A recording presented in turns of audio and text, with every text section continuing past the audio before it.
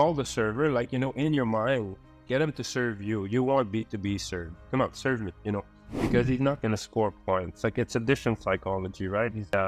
Receive becomes really, really important, especially nowadays. Do you think there is some like kind of ideal prototype for Libero? With, Abdelaziz serving cannons and Yapet also.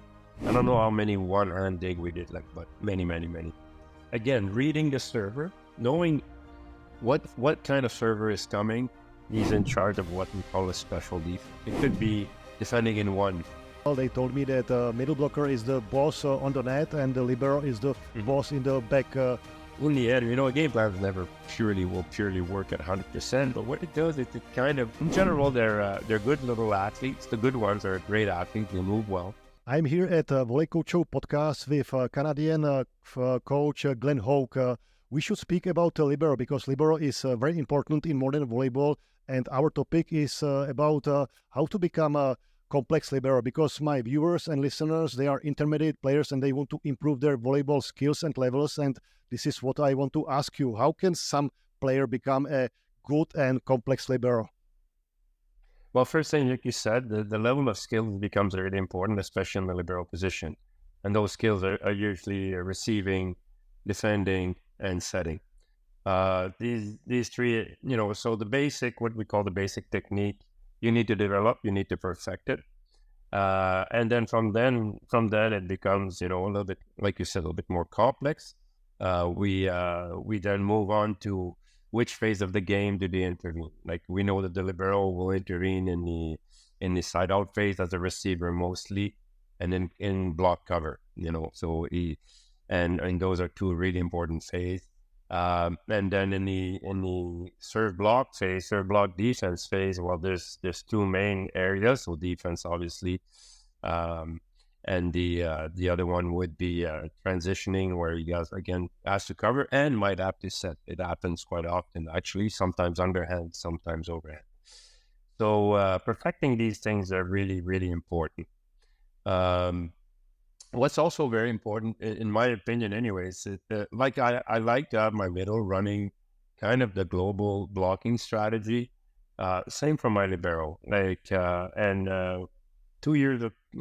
Few years ago, I had Joao Bravo, who used to be a receiver attacker, who moved to the Libero position for me at a later age.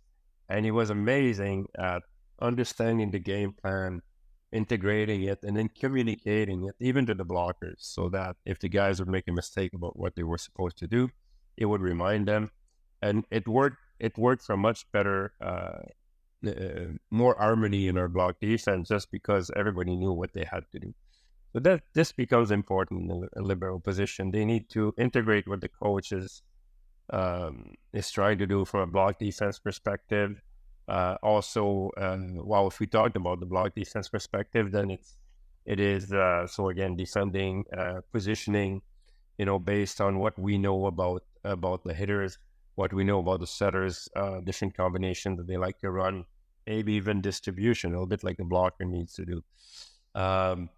So these are the important phases, and then from a receiver's perspective, it's more knowing what are their strong serves. Are there any tendencies by the server? Some areas, are they rolling once in a while? So we spend a lot of time with our liberos talking about this part of the game. This server, likes to roll or only hits to one hard. And then if he hits to five, if he serves to five, then it's not as hard. And as long as, because we do have certain movement as a group of receiver, we'll say, okay, we dedicate more to our right, we dedicate more to our left. We're going to go 4-man. And this has to be communicated by my libero. And so that decision usually is up to him. And the last thing about the defense, one thing that we do sometimes is he's in charge of what we call a special defense. It could be defending in one, just because he's my best defender. A guy attacks there a lot, I'll put my opposite in 6 and get him to roll in 1, but put my better defender there. So that's a special defense. It could be something else, but that's an example. And then so So there's a lot of in all aspects of the development of the athlete. We have what we call the skill, which is the basic skill, and then the execution of the skill within. We know that it's just not one skill; it's a skill that's related to another one, from receiving to setting to attacking to him covering. So we know that it gets what I call the complex phase of the game. And this is not the most complex one. I mean, it gets more complex as you have more layers, and where the athlete has to think a little bit more, about, like we said, about the game plan, what we had to do. Are they doing what we confirmed on the game plan, or are we making adjustments? This can be communicated by me, or the Libero can take charge also, or even consult with us during the game. Are they still doing what we said they were doing? And we have that on the bench. Sure.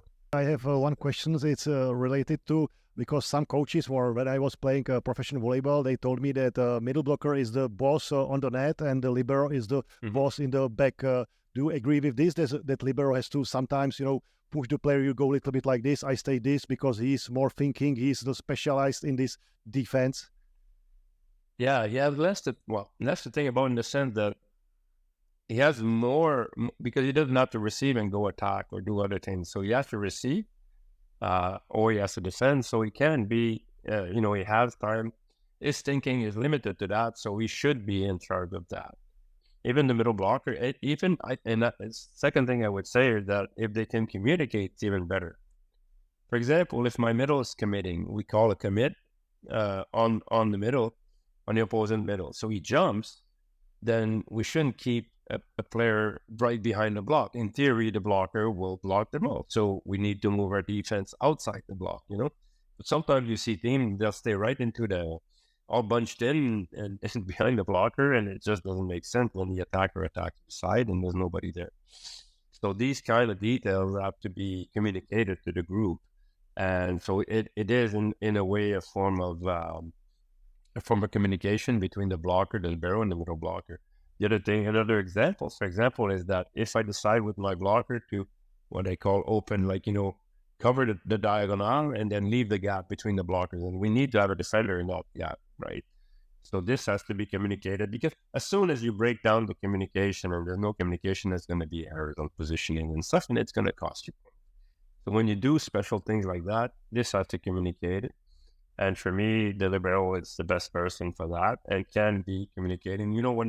When the players regroup, I like when the players regroup, they get a quick cheer and then decide what's coming next, and do it point by point. So not always the case, to tell you the truth, because it takes time and maturity and experience. Sure. But when they do this, in the end, a game plan never will purely work at 100%. But what it does is it kind of just help reduce, capacity of the opponent to hurt you.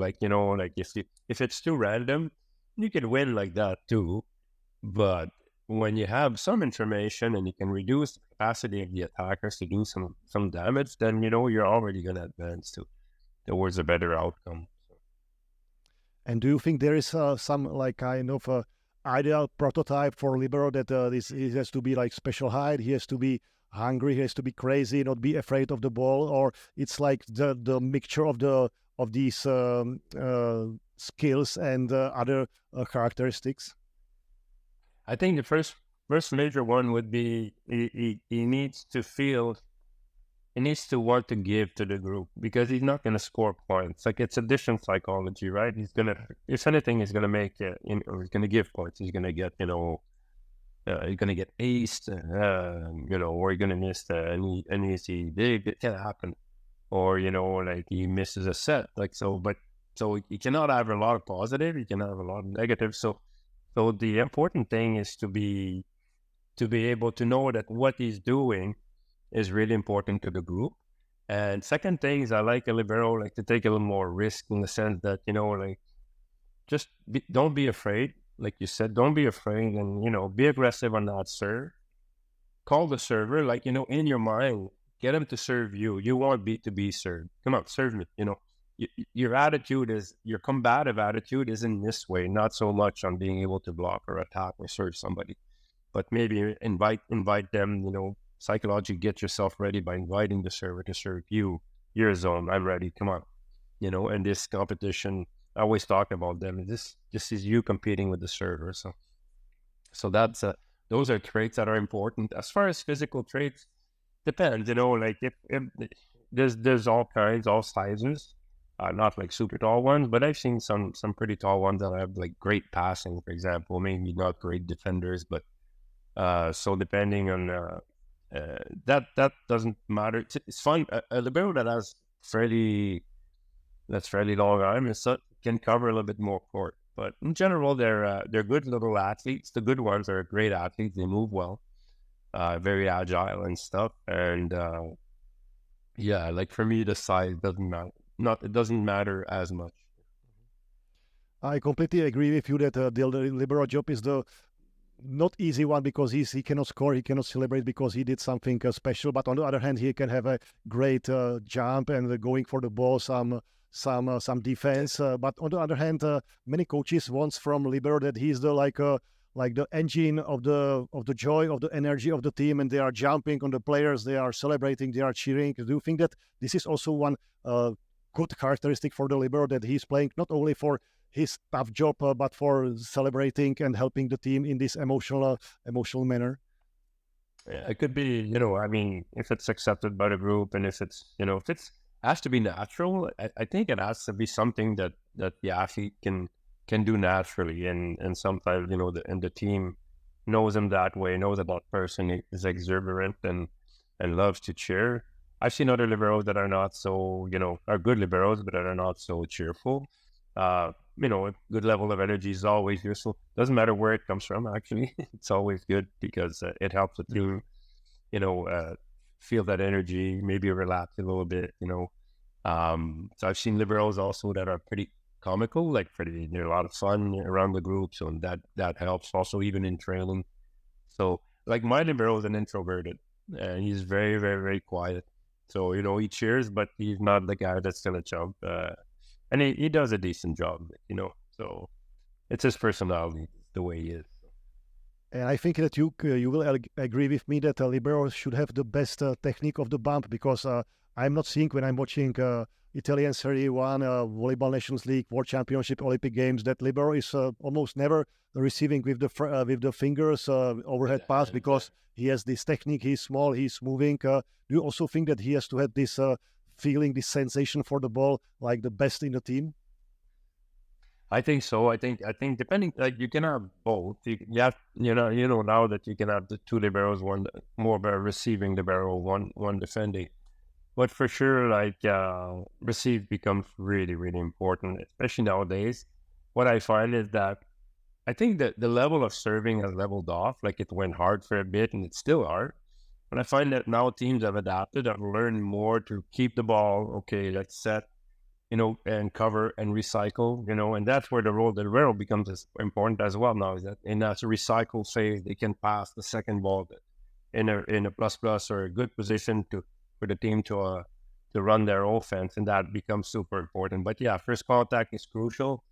Not to lose the ball on hard serve. We try, like, on really hard serve, and let's keep the ball on our side, guys, and then let's work on the hit, and then try to recycle, or if we can score directly, that's fine. But with the reality of some of the teams serving, like last night, for example, we played Outbank in the final of the cup with Abdelaziz serving cannons, and Yapet also. We did a pretty good job. I mean, they aced some, but we did a pretty good job. Really tight match. We lost 3-1, all 2 points difference in each set. We had our chance, but yeah, we did a good job at keeping, at rotating Abdelaziz, as much as we could, so that they wouldn't get long series of serves. So that's an example, where the libero's role and important. And that's, again, reading the server, knowing beforehand what kind of server is coming, where's the majority of the serves going, and let's work accordingly. This, I think, for me, is the job of the libero. They need to really know, through video, through working with the coach, and coach can scout a little bit and then say, listen, this is where the most danger is. We need to cover that area as well as we can. you know, to have a positive outcome.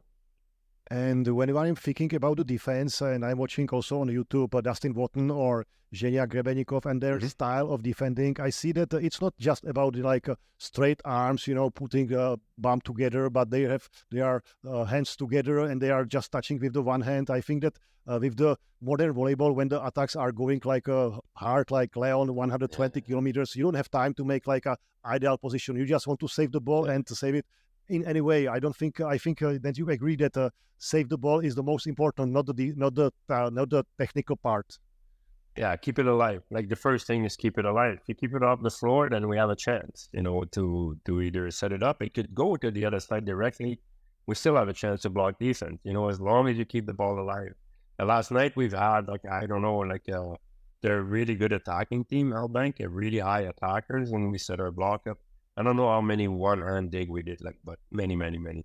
And even against that bank was got Matt Anderson and Cameo really high hitters again. And we, with our block defense system, and guys are, one ball here, one ball there, one ball down here, sometimes two hand, yes, but many, many balls we just touched and kept alive this way. So this is something that Libero must develop. I think we've seen videos of these athletes doing some different eye-hand coordination work, where they coach tosses ball. These are kind of things that just work on the eyes, locating the ball and then trying to get. So this is good for coaches when they want to teach young liberos. It's as many exercises, agility, and and having to catch or to track a projectile and then stop it. This is stuff that goes with the basic defense learning. Basic technique learning for defense. I mean. And do you do some special practices for the liberos? For example, I remember that somebody was using the machine which was shooting the balls 120 kilometers for the libero in the defense. Or do you prefer that there is a hand, because some coaches, they like the hand because you see the hand and it's moving because machine is always in the same direction. Do you do something special for exercise for libero to develop these skills to be the best? Yeah, we do both.